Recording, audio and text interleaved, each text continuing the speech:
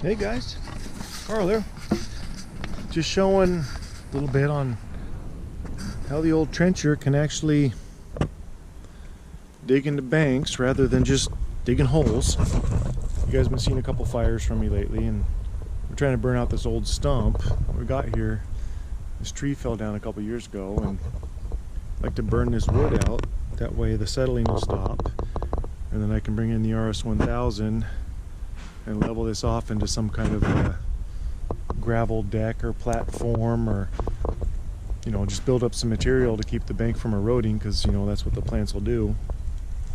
But that's what you're doing, just playing. Got out the tired old trencher, still working like a champ, and dug into the bank so I can start firing up some more stump and see what we can do over here on this bank. The previous fire through here's at least killed off the vegetation. It'll hold the bank, so got to burn a little bit of that. And chop this up for firewood. But we're just keeping on. If I don't see you guys before Thanksgiving, I wish you all a very, very happy Thanksgiving. And we'll just keep on going.